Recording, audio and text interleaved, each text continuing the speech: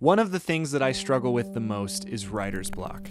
And while I've been writing for as long as I can remember, and I know that there are these rhythms where I will be full of ideas, and then I'll have these times when I don't have ideas, and that they always come back, I still tend to get fearful when I enter these times when I just don't know what to write. I become obsessed with this idea that I may be out of good ideas. This fear that the last one was truly the last one, or that all of my good ideas have already happened. And that's something that I almost unexpectedly ended up really exploring as I continued on this project of trying to create an album with under $1,000 worth of equipment. So if you have not been following this series, I have been trying to create an album with under $1,000 worth of gear. That includes all of the instruments and the softwares that I'm using. The only thing that I did not count in that process is my laptop, because unfortunately that is just an impossible thing to do. And as someone who is trying to get a new computer for the sake of music production, everything is so damn expensive. But this project has been really exciting and has really been inspiring me to try new things and try new methodologies that I haven't tried before. And I just wanted to take a minute and apologize to all of you. I know that it's been a little while since the last video of this series, but I actually got married a few weeks ago and have just had a lot going on with that and needed to take some time away. But now I am back and I have a song that I worked on that I am really, really excited to tell you guys about the process behind. But in order to really talk about this song, I think that we need to continue talking about this idea of writer's block. See, with this particular project, I knew that I needed to create something. I needed to make another song for this EP. And I just found myself hitting this wall and just being in a complete space of imposter syndrome. Who am I? Now, I think that there's a number of different ways that we can actually approach these things, like a fear that we're running out of ideas, or just feeling like we don't have the energy to create. And some of them are healthy and some of them are unhealthy. I personally believe that in our current Western society, we are way too attached. We have way too much ownership over our own creativity. See, when we put all of our identity into an aspect of being creative, whether it's a specific thing that you do, or if you just say that your identity itself is that you are a creative, then what happens is when the creativity ebbs, as it will always ebb, there is an ebb and a flow to all of the things that we participate in, but that when that happens, then you lose your identity. What's really interesting is that if we look back historically, we can actually see different cultures treat creativity different. Within the Greek mythos, for instance, you have the muses, and creativity, an idea, a great idea to make something, was actually not something that came from you, but was literally like being struck by lightning or struck by an arrow, and this idea got implanted in your mind. And so there wasn't an ownership over the creative practice. And while, of course, there is a line between what is the real and what is the myth, I think that there is something very interesting to that process that says, I am going to actually take away my ownership of this idea. I am blessed alone to simply have had a creative idea and gotten to engage with it, and that's enough with me. And then what's really beautiful about that is if the idea fails, you didn't.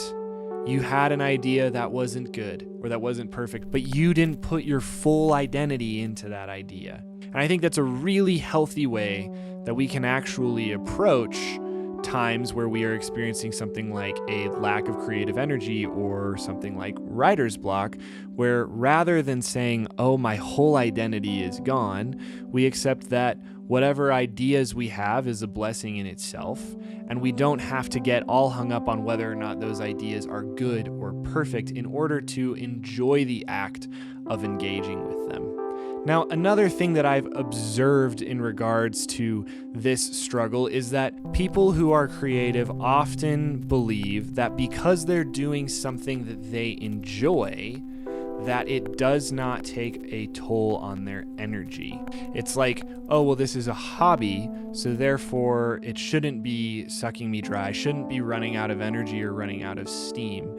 But just like any type of job or any type of work, doing something creative does take mental and in sometimes physical energy. I remember a summer when I worked in construction, and at the end of the day, I was full of creative energies because all day long my mind had just been running and running with ideas because I was doing work with my hands, but honestly, I didn't have to do a whole lot of heavy thinking. However, the last thing that I wanted to do when I was working in construction was to go for a run or go for a hike at the end of the workday.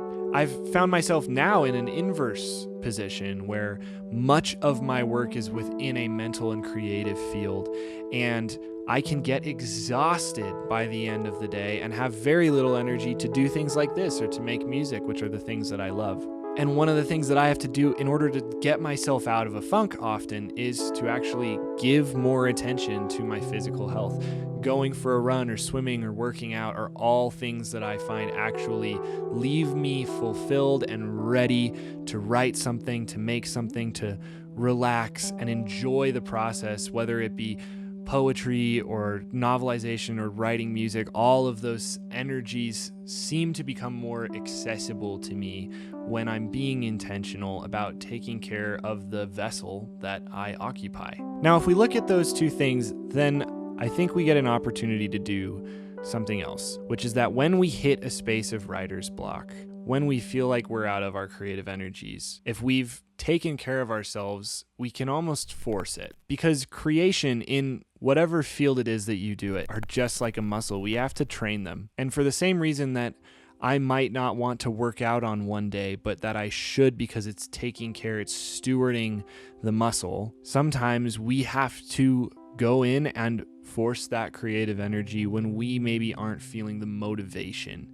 to do it. Now, I tell you all of this because, one, that's something that I really discovered as I was working on this song, and I've been thinking about it a lot, and I think that it's some important information for anyone who's creating music or anything that's written or anything that you have to put this energy and this vulnerability into. But I also say it because when it comes to this specific song, I had some recorded ideas written down of how I wanted to show you, my viewer, how you can make a song with less that breaks a few boundaries, but I was finding myself incredibly stuck in how to do it. So after accomplishing nothing for a while, I had to explore some ways to push my brain to create something regardless of the motivation that I was experiencing. And there's two things that I did in order to do that. The first thing was if I can find some form of vulnerability or relationship to the song that I'm writing,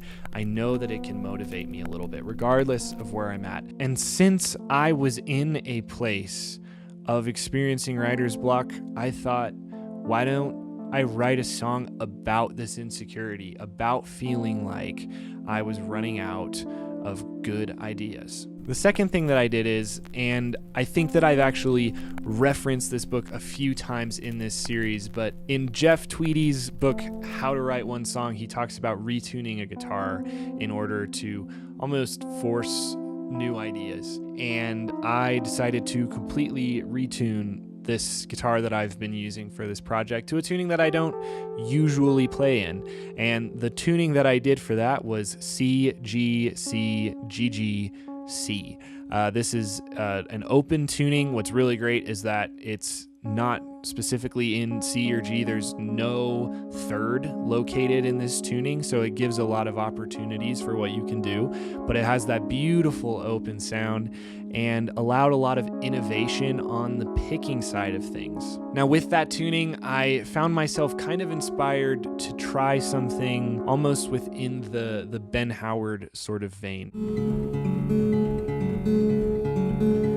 So I was listening to a lot of his songs and kind of thinking about and studying the way that he picks and how he changes his chord shapes and how his melodies move together. And truly, I tried to steal a little bit. I took some things that I thought that I could do. I took some things I'd played before, and then I modified them until I didn't recognize them. And while it's not something that came from the muses, it didn't just flow through me, there was actually a lot of joy and excitement to trying something that I had not tried before and to really workshopping it. And what's really great about that is I think that with guitar especially, and with a lot of instruments, you can sort of hit this functional level where you're really good at doing one thing. You're great at playing in the style that you normally play in. And a lot of us musicians end up not branching out into the styles that we don't play. It's not often that you'll find a jazz musician playing in a metal band or a metal band who's doing electronica. These things, we tend to get people into boxes, and that's fine and it makes sense. But there's something really cool about how when you learn and practice another style, you can actually get better at formulating your own style. The other thing that I knew that I wanted to do with this song is that I really wanted to highlight that you can do anything with this limited amount of gear. So I created a song that is incredibly dynamic. I used a lot of the tools that were at my disposal, and I think that I did it in a just freeing and entertaining way. Lastly, I really wanted these lyrics to contrast with this song. So what you have is this poem about feeling as though you are run out and struck out of good ideas, of creative energy, of imagination that pairs with this kind of sad, folky guitar tune. And then there's these very joyful instrumentals that are placed within the song, where I wanted the instrument to do the speaking rather than the voice, which is something that I don't often do. I usually lean into letting my words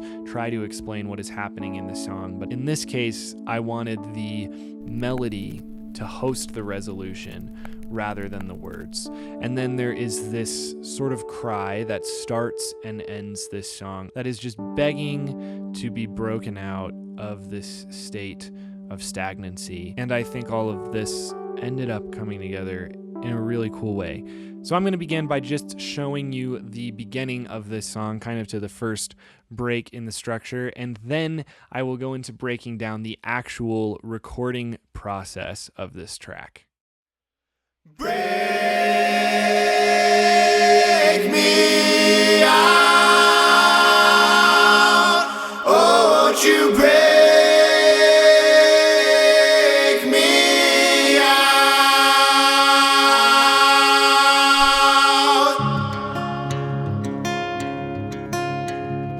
I think my imagination's expired. Empty riverbed is running dry. Oh, I'm running on empty, so I'll shift in neutral for a while. Let the slow death of the desert take its time. It seems this silence takes its time.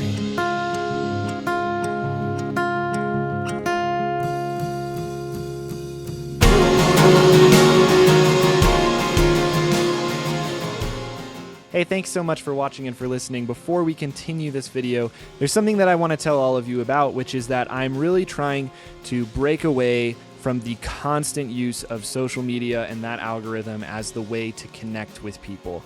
I have really switched over to using Patreon as my #1 way that I interact with fans and with all of you. And because of that, I have added just a completely free community page on the front. You don't have to be a subscribed supporter. You don't have to pay the monthly fee to actually get to connect with me, to know about some music that's being produced, to hear more music, to get access to different things. I've opened up a lot in a free tier. And then there's some amazing options that you can do with the paid patronage, but I really wanted to open up a way that I can go direct to you, that you can share with people who you think that you would appreciate this music and these videos.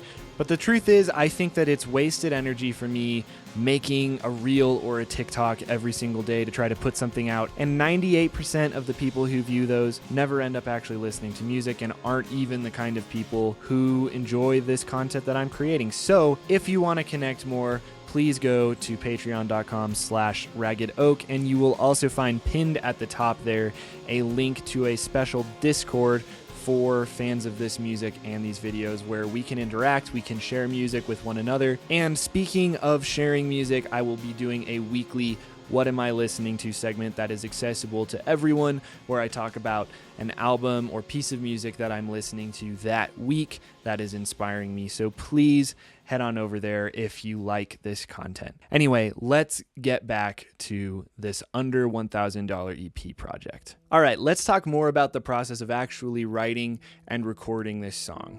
So I started out with this guitar part. While the other ones, most of the videos that you've seen, I kind of recorded a lot of the video after I made it, or when I'm doing like some overdubbing. This one, I basically just wrote this. I've got something that I think is kind of solid. It's hard to play, so it's gonna definitely take me a few takes probably to get this down. I'm pretty excited about this, and I think this could sound really cool. So I'm gonna just set up and just straight record it and pretty much film me recording it right now. So you might get a nice little compilation of mistakes. I don't know, we'll see what happens.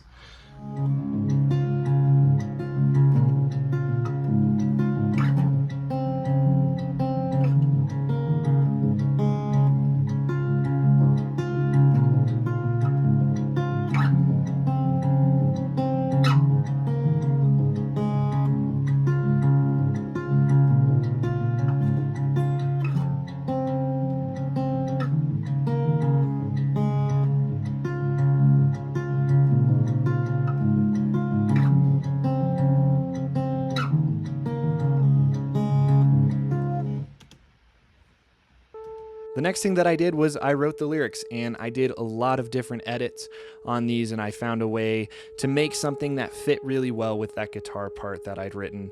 And honestly, it didn't take me super long, which was surprising because like I'd said, I felt this intensive writer's block in regards to it, but I ended up finding something that just expressed the way that I was feeling, as though I had run out of good ideas. I did a few changes to phonetics and to melody and to some of the word choice along the way, especially because I find often as soon as I hit the recording process, I realize that certain words don't sound right or don't pair well with the melody or with the rhythm of what I'm playing, but for the most part, the idea stayed the same. Next, I was just sitting around playing with my guitar in this tuning, and I started to strum these big open chords, and I realized that it would be really, really cool to do this kind of big open strummed piece. Now, when it came to recording these parts, there was actually a lot that went into something that I think sounds fairly simple. So for the acoustic guitar, I recorded a number of different doubles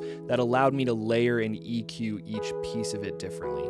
So first and foremost, I did record just picking the whole thing straight through. I played the song front to back, I did all of the switches, and I just got some really clean, polished takes that I liked. But one thing that I love to do, especially when I'm recording picked guitar, is to record different aspects of it overdubbed. They need to be absolutely perfect and on beat so that you can't tell necessarily that I've recorded an overdub, and then EQ those differently because it gives me control of all of the different tonal aspects of the guitar. So the first one that I did was the bass notes. I went in, I added a track, and I overdubbed only the bass notes of everything that I was picking on the guitar. And that just lets me completely scoop all of the high ends out of it and just have that low end sound, and then I can EQ that, especially on a song like this where I don't have a bass guitar, and kind of have that fill the low end territory. The next thing that I did is that there is a roll, there's like a finger roll that happens in this song, and it goes sort of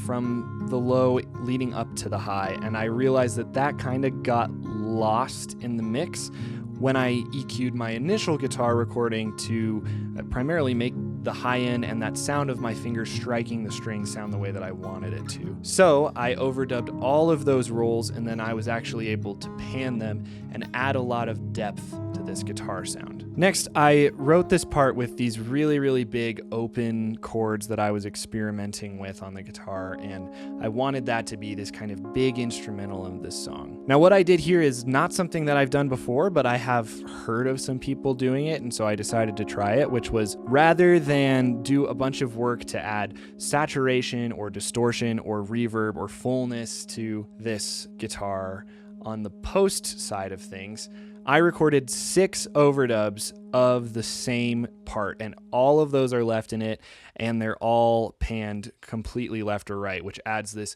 massive stereo feel. And while you can definitely hear that there's multiple guitars in there because not everything is absolutely perfect, I really loved the way that this came out. I just thought it sounded beautiful from the get-go, and honestly, in the version of this song that you're hearing, I have done almost nothing. There is some sidechain compression on those guitars that's just tying all of them together. It's making sure that every single guitar is compressed based off of one guitar track that I chose. And then from that point on, I have a little bit of low cut and a little bit of high cut. And other than that, there is not really anything happening on the EQ side of these, which is something that I think a lot of times we get caught up in as music producers, is the idea that every track has to have these things on it. We're like, oh, if I recorded it, I better put EQ, compressor, delay, or saturation on every track. And sometimes we put things where we don't need them. And to be honest, I started with doing that. I tried to add all of these things to them. I tried to do what was normal that needed to be done. And I realized I love the way that this sounds by itself, and it did a great job of blending in with the rest of the song. And I made the decision for me as the producer of this that rather than make this track fit everything in the song, I was going to make everything else in this song match the acoustic track. So I got these really big guitar parts, and then I layered a little bit more over them. There's a couple places where I am playing a harmony of those big chords, and then I'm also playing this like one picked note the whole time, which I'm sure you will barely notice, but I think that it adds a really cool harmony to these really big moody sections. Then in the final instrumental of the song, I did do one track where I actually plugged the guitar in and I distorted it, and it's pretty heavily distorted. It's in the background, but I thought that added that last bit of saturation or oomph or grunge or whatever you want to call it, that last bit of something that the end of this song needed. After I had all of the guitars down and was pretty happy with those, I went straight into vocals. And getting these vocal takes down was actually really difficult. I have one main vocal that goes through the entire song, and the melody that I wrote for this is something I'm not used to singing and was actually kind of difficult for me. There is a lot of movement, and it doesn't hold super strong to the tonic, which just meant that I had to give it some more mental energy than I'm used to giving it. But after some practice and after a number of takes, I got a good demo take that I'm very proud of, and there's some really cool parts where I'm messing around with some falsetto and some new singing styles that I don't often do in my music. Now, after doing that main vocal, one thing that I knew that I wanted was these kind of choir oohs and ahs that were going throughout the instrumental. So I recorded this minor kind of choral bit that's in the first instrumental, and then the last one I have this really big triumphant one that then leads in to a chant. And I hadn't actually planned on doing the chant when I wrote that song. It wasn't in the song, and then the thing that I chanted ended up becoming the title of the song, which is for sure a happy accident. But I was listening to this and just kind of riffing a little bit, and I realized that this is me just giving an anthem of break me out of this place of stagnancy. And so I just started belting it slowly, and then I layered it, and I created this beautiful little choir piece that I think outside of the demo phase I will retrack all of those just to make sure that the notes are all perfect. And once I had that layered over the end, I thought, wow, this sounds really beautiful. I'd love to tag it at the beginning of the song, but without the instrumentation. So I literally copy and pasted that part from the end of the song to the beginning, and it gives this really cool introduction production that takes you 100% into the song. It drops down, and then you know what you're waiting to hear again. So when that comes back in the end of the song, I think that it's all the more powerful. Lastly, I chose to put drums in this track and to use just stock Logic MIDI plugins to do it. So what I ended up doing for this was I used one of the stock Logic kits, and I did 3 different MIDI regions. I did one for overheads, which included my cymbals and my toms, and then I did another just for the snare and another just for the kick, because unfortunately within Logic's stock drum kits, there's no way to individually EQ each of the different drums. You can't really treat it like you're having all of these different outputs.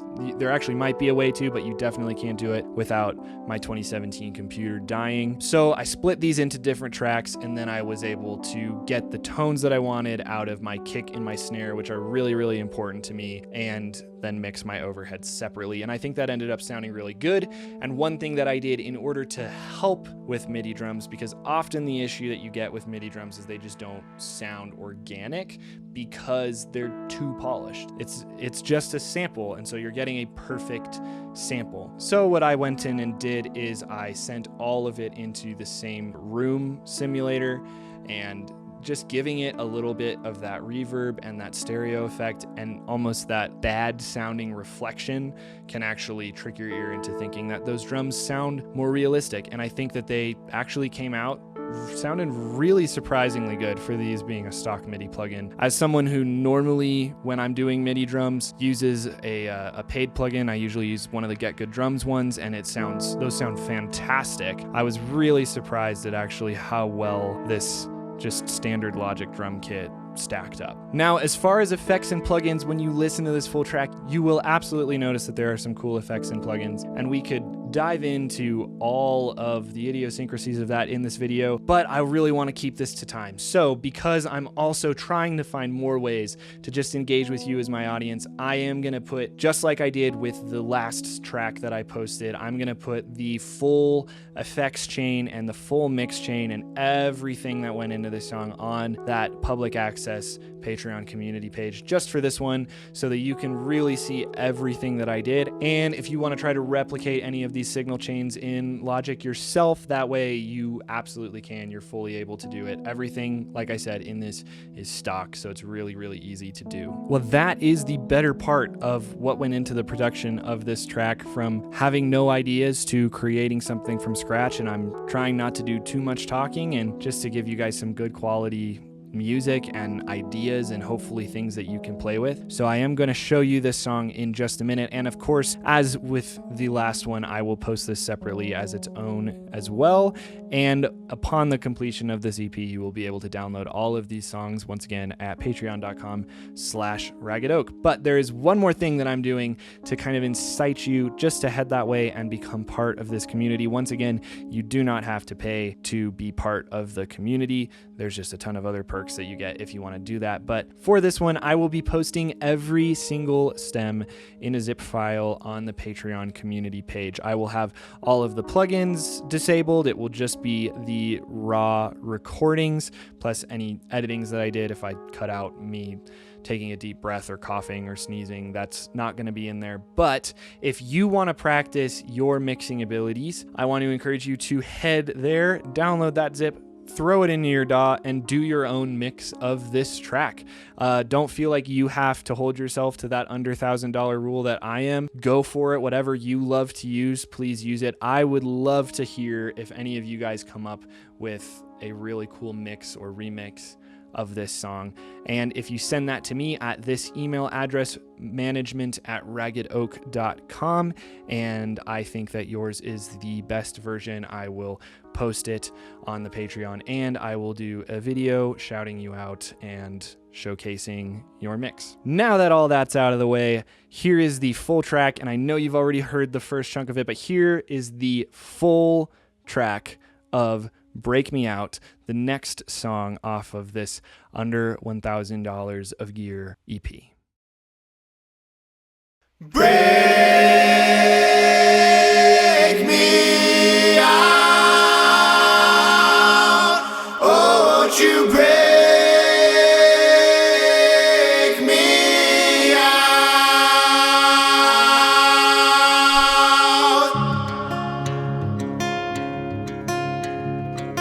think my imagination's expired. An empty riverbed is running dry. Oh, I'm running on empty, so I'll shift into neutral for a while. Let the slow death of the desert take its time. It seems this silence takes its time.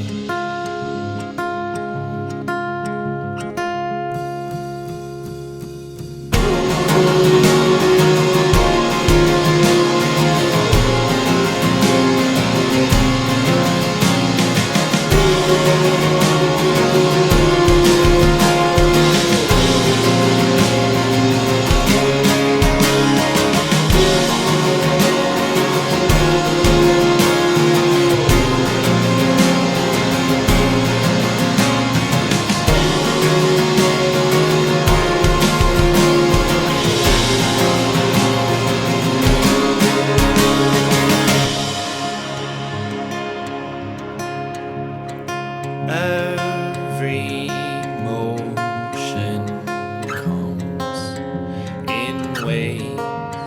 The breath of this ocean blew out the flame, and I'm lost.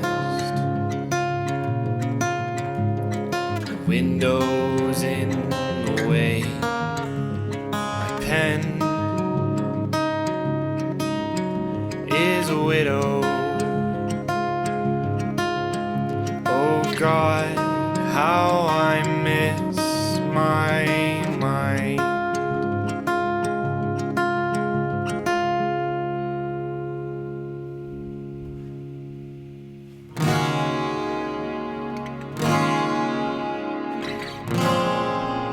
I'm out of reach.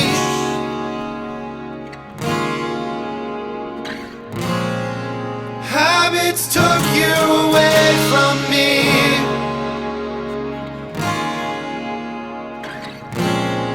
I'll throw paint on the canvas of me.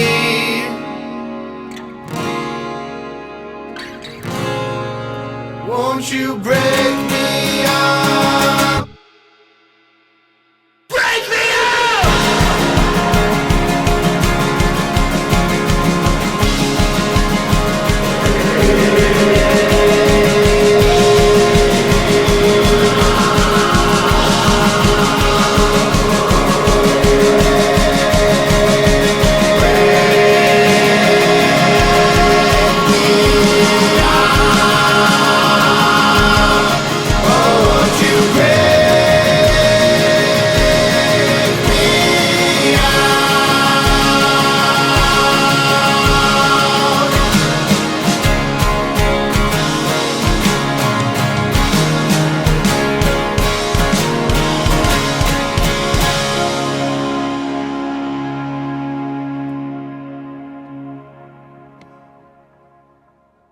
Thank you so much for listening and thank you for watching. But before you go, I just want to make you aware of one more thing that I'm doing to help try and support other artists like maybe you or a friend of yours, which is that if you send one of your original songs to me at management@raggedoak.com, I may feature it in the next episode. I am looking for independent artists that are doing exciting and creative things, and regardless of the size of my platform, if you want to use it, if I love your song, I will be featuring one with every video of this series. So speaking of that, the outro to this video is featuring music from Daniel Kitson, who is an artist out of Australia that has been doing these very interesting improvised looping sessions and just putting all of them out for everybody to hear, which I think is really cool to do something that's improvised and to just go for publishing it. So dude, props to you for the courage to go and do something like that. That is playing behind me right now, and you will hear a little bit more of it in the video outro. Thank you so much for watching. I'll see you next time.